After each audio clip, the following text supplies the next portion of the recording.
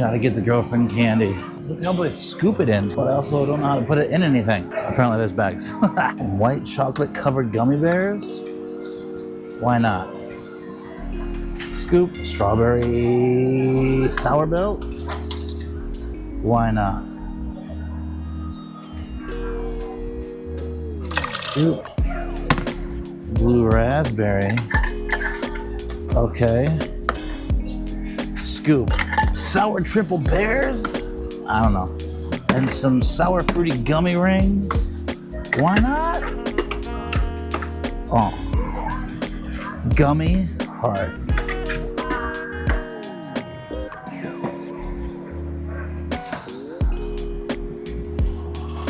Gummy unicorns.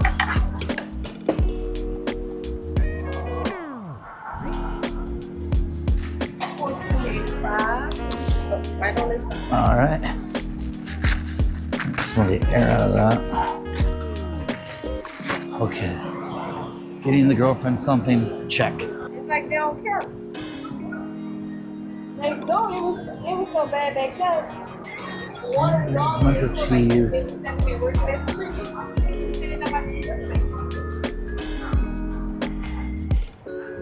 Turkey and cheese croissants.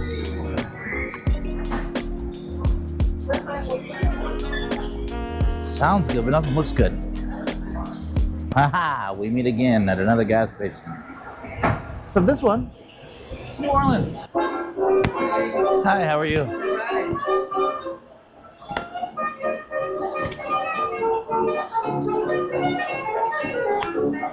So many awesome places. So many. I gotta say, being down here in Bourbon Street, I've been in New Orleans like multiple times, but I've never really ever had the time to explore. And that's probably the biggest misconception about this job, because everybody thinks that, oh, you get to see all these awesome places. It's like, no, I really don't. But in the rare opportunities, the rare moments that I do have the time, yes, I will travel to specific places in specific cities just to like check it out, because it's like nostalgic, right? You see this place in movies, TV, it's talked about, Mardi Gras, like, look at that. Someone lost their beads. It's just really cool being down here and seeing this in person instead of on TV. Man, there's a lot of construction going on in this city, but behind me, as you see, is where the Saints play, and then right over there is where the Pelicans play. And pretty cool. That's also why it took forever and was a difficult situation coming into this city, because yesterday the Saints played the Buccaneers and everything was like booked out. Rental car, like everything. Thanks, Saints.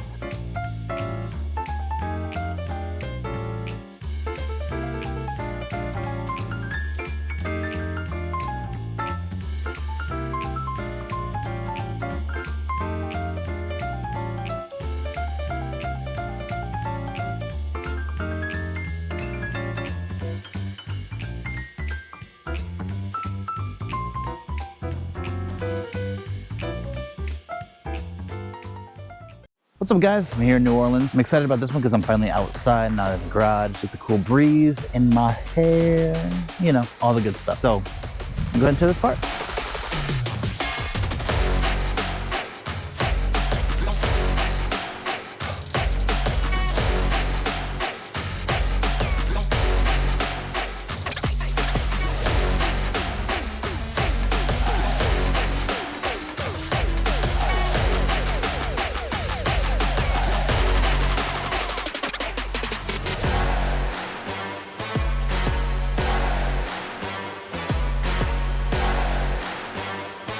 So when you have the carbon fiber inserts in your door sill, where your window button and your little pocket that you grab and open over, you have those carbon fiber inserts. Yes, they do have to come out when you do this install, but it's okay.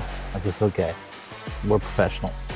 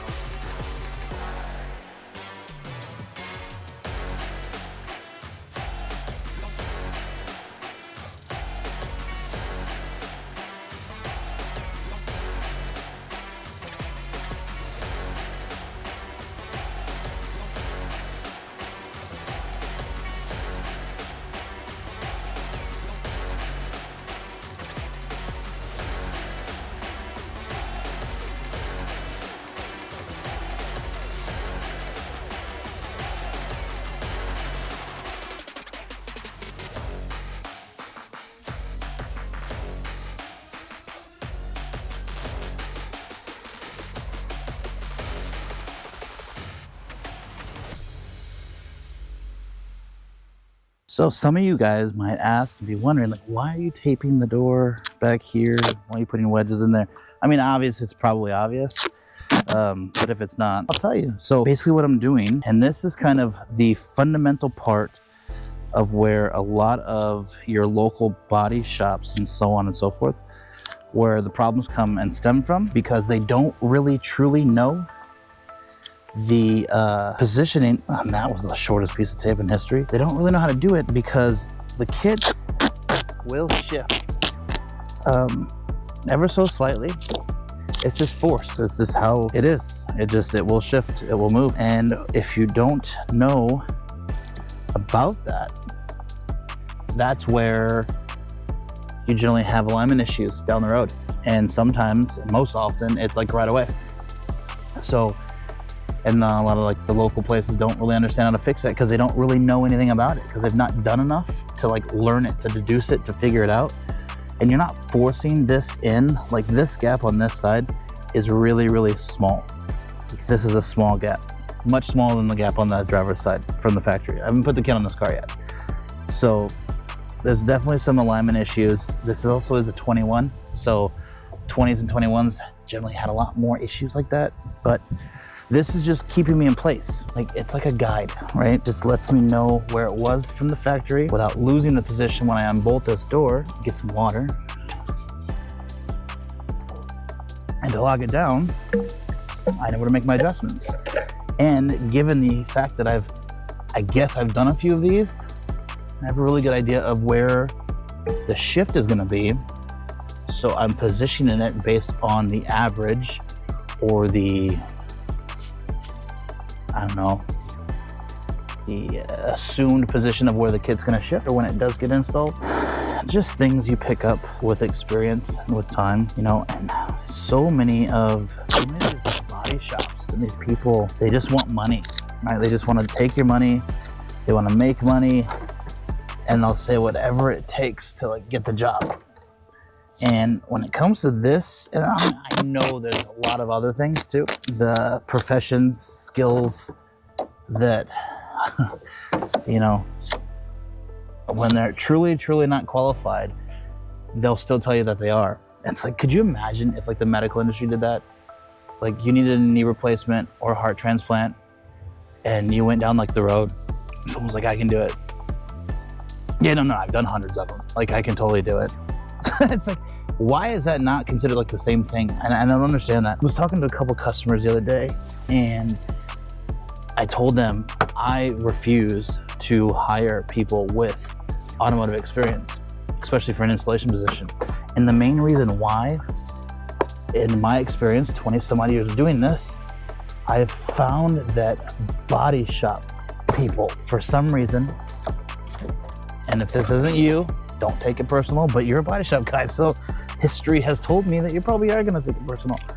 But nonetheless, I don't mean it towards you if this isn't you. Have you ever noticed that a person who comes from body shop experience or that kind of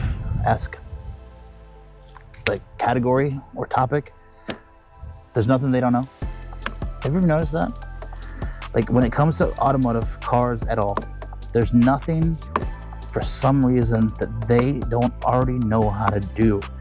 And it's mind-boggling to me because I don't ever think there's anything wrong with saying, hey, I need help. I don't know how to do something. Can you teach me how to do something, please? You'll never hear a body shop guy say that. Maybe like a young, like first time kid, you know, that gets into the profession of the industry, but you're not gonna hear somebody that's been doing it for a while say that. And I don't know why. So let's just get this kit put on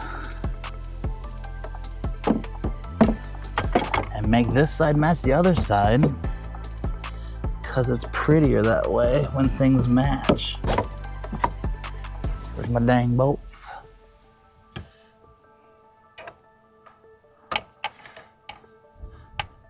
I'm not gonna lie, the tolerance on this kit is like 0 when it comes to this bolt. When it comes to these bolts, that I do need to make some slight modifications to on the back of the shop for the production runs. It's fine, it's just I'd like it to be a little bit more forgiving, because Because if you don't get this kit like bolted in the exact spot, don't fall in the hole. Where is my tools? Like, I brought the socket over, right? It's in my hand. Like, it's in my hand. I'm an idiot. And the sun's getting to me, I think. It's not getting to me. It's like 89, 90 degrees, maybe. In Louisiana. I'm from Phoenix, people. You know, a little bit more than 80 something degrees or 79 degrees, whatever it is, to make me feel it. Okay, so like the door gap on the passenger side is a tiny bit smaller than I want it to be. It's pretty much the same size as it was before I put the kit on, but it's too small for me. I want to move it back a little bit. And with this kit, it's not that difficult really to do that. You just pop the shock off real quick and then slide it back. This is one of those things too that is awesome because our shock, like this kit was designed for a lot of different reasons. I've explained it in other videos, but there's a couple pins. Like just pull this out. And the one up here, if I can see it, yeah. Grab this, pull that one out. Set them down. Now you'll hold the door up, pull the shock out, kind of twist that, shock's off. And you can see this gap is definitely back to where it was before, and you can see the difference in the size. It's a pretty simple process. We're just gonna loosen the bolts, slide it back, and go back again. And just like that, gap's beautiful. Love it, love it, love it. Literally took less than 3 minutes to do. So perfection is always worth achieving. You just gotta tell yourself to do it. But anyways, let's put this thing back together and get out of here.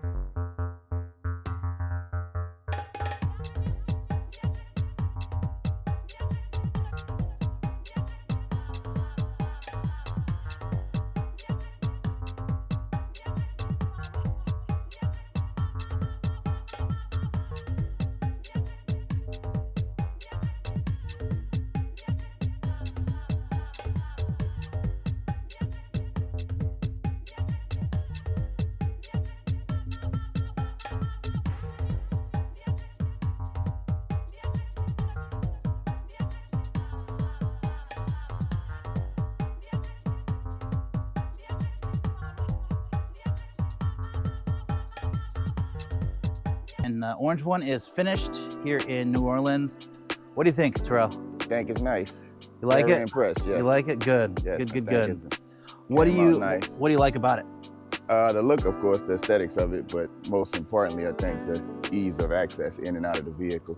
Yeah. I think that's key. So you played around with it just a little bit, getting in and out. Can you show everybody how you get in and out? And Yeah, sure. Kind of walk people through what it is that you're doing. Okay. Because coming from me, it's always like, well, yeah, you've been doing this. Right, you know, right. And like, one of the things that I noticed too, because I heard some stories about, I guess, other, not so much the C8, but other vertical doors, how difficult they are to open and shut. Yeah. And I felt like these was real easy and smooth. Yeah. You know what I mean? So, all right, so hop in.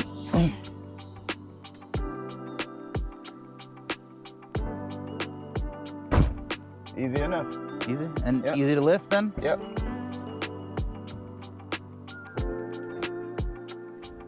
And we out.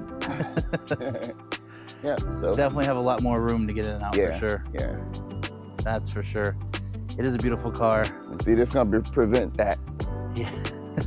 The new door is gonna prevent me from doing that. Pulling up to a curb and you swing the door open. The one that I just did in California, I don't know if you saw the video yet or not on that one. So he had a bunch of that, the mark there. And it's gonna prevent that, so that's perfect. Now I see I have to wash under here now because I hadn't been cleaning it. In there, and the door sill. Yeah, so. It definitely gives you more places to clean for sure. It is beautiful. But no, I'm pleased. It came out nice. Glad you like it. Yeah, definitely. Because it's not really about me, you know? Right. Nah, this is great. It's never about what I like. It's great. It came out nice. And you notice how the doors are up, like straight up, like a field goal. And the other kid, have you seen the other pictures of the other kits that are on the market? How they're kind of out, like out at an angle. Yeah, this is definitely not like that. I'll be sure to tag you when I post. All right, guys. Well, I've got to head out. I've got to get back to the hotel because I've got an early flight to Baltimore, Maryland tomorrow. I'm going to State Line, PA for my last install on this little tour thing. This has been for like 6 days, 4 installs in 6 days, starting in California and all the way to Florida, now New Orleans, and we'll end it in PA, just landing in Baltimore because that was like the closest major airport. But I need a break, like a couple days off. With you, when I came in, because the flights were delayed, when I called you, like I got a little bit of a break because the airlines messed up. There was like mechanical delays. So I was supposed to get in here yesterday, and I was actually supposed to do this install yesterday. That was the plan, was to do it yesterday. But I got a little bit of a rest, called you, and was like, man, can I take the day off and sleep for a little while? Yeah, it worked out. Worked out perfect. Yeah, it worked out pretty good because the last thing you want to do is touch this when you're not like mentally focused, fully invested into it. And that's generally, no matter how many of these things you've done, that's when mistakes will happen. Right. For sure. You just get too exhausted, too tired. But it came out beautiful. So it was a pleasure meeting you. Likewise. I'm glad that we got this done. And until next time, guys, please like, subscribe, share. My time in New Orleans, while it may have been short, it was pretty awesome. Couldn't have asked for better weather during the installation. Just by far, couldn't have asked for that. I think I got a little bit of red, but all in all, it felt great. Mr. Hunter, you were more than accommodating. It was a pleasure and an honor meeting you. We had good conversations while you were out there with me next to the car. Even though your Saints lost, so did my Cardinals. So, but at least you got to see the game. I am so irritated that I cannot watch my game for my home team when I'm gone. Like I pay for like 4 different NFL things, still can't see my Cardinals play. However, from what I was listening to, I wouldn't have wanted to.